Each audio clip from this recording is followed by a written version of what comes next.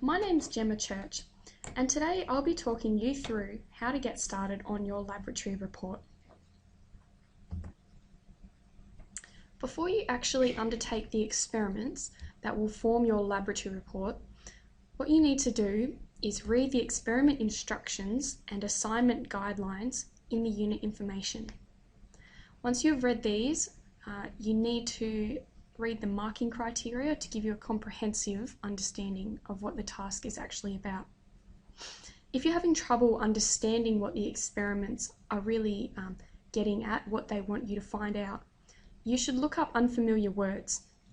Terms like diurnal and thermoregulatory are going to be central to the experiments and associated research you'll do, so it's important at the beginning to get an understanding of what these actually mean.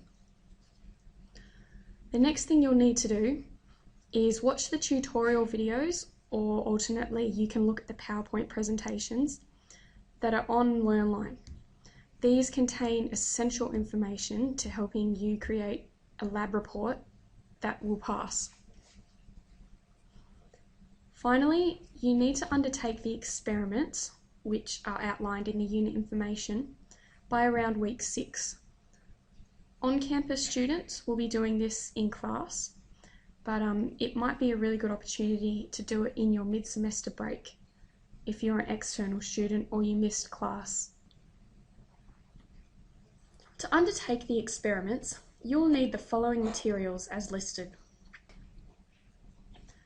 I'm going to talk you through the first experiment, and then after that, if you wish, you can pause the screen and read the other 3 experiments.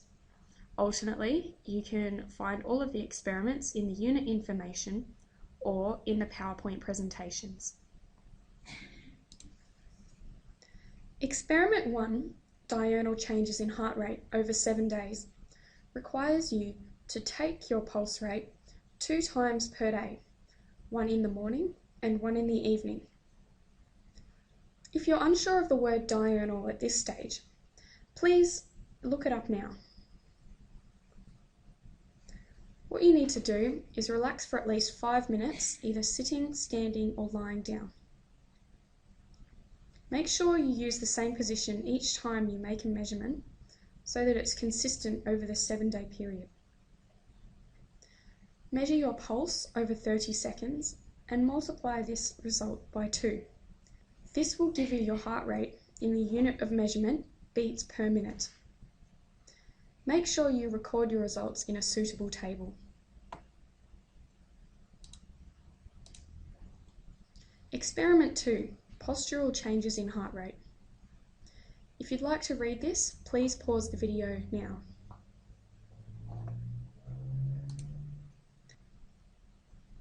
Experiment 3, thermoregulatory changes in heart rate at 37 degrees Celsius. If you'd like to read these instructions, please pause the video now. Experiment 3B, thermoregulatory changes in heart rate at 10 degrees Celsius.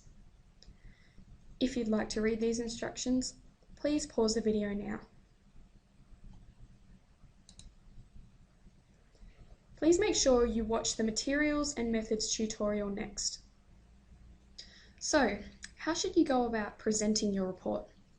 Well, when writing scientifically, there are some specific conventions that we're going to teach you. These can be found in the guidelines for the final lab report, and this is in the Assessments tab.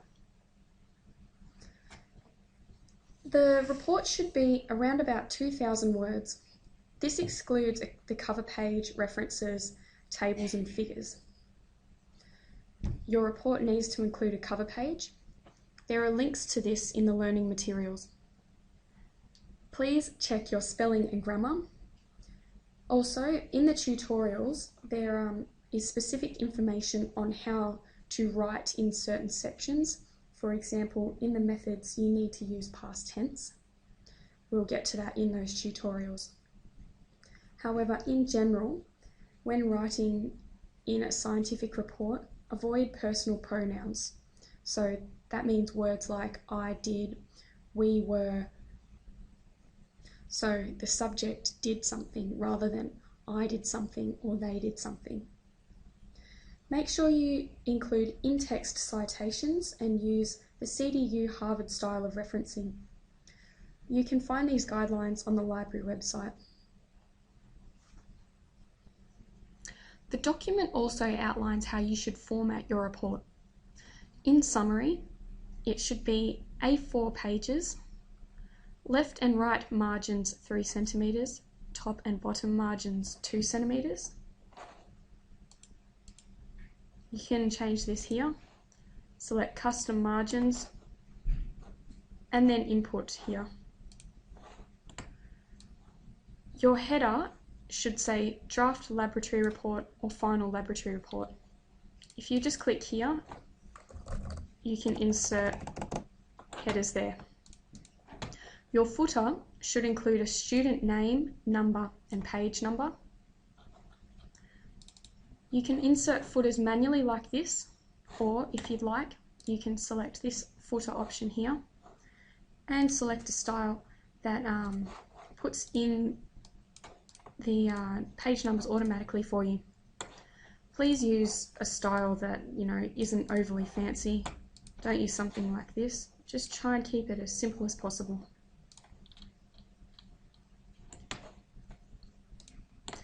Major headings should be left justified, and you should have major headings for things like the introduction, methods, results, and discussion. Minor headings should also be left justified. Sorry, just to be clear, this is the different types of justification. You can have, for example, it's left justified at the moment, centered, right justified,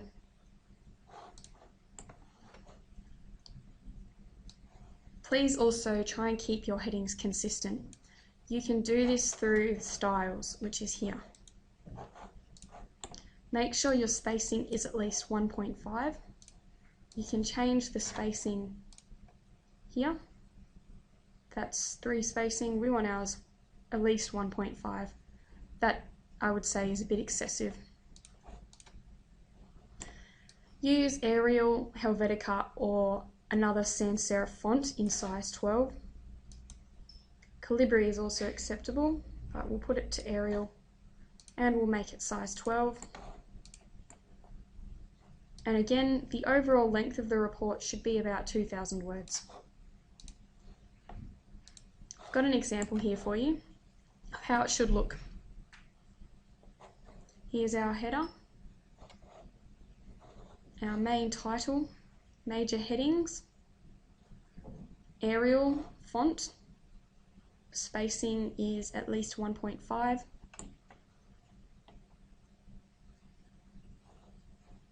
The footer's not included. And also the style of writing here, it gives you an example of how it should sound. There's some in-text referencing going on here. You can also see how personal pronouns are avoided. For example, the approach and contact phases of the long jump will take the primary focus of this paper rather than of my paper. If you'd like to continue reading this or looking at how you should format your document, please pause the presentation now.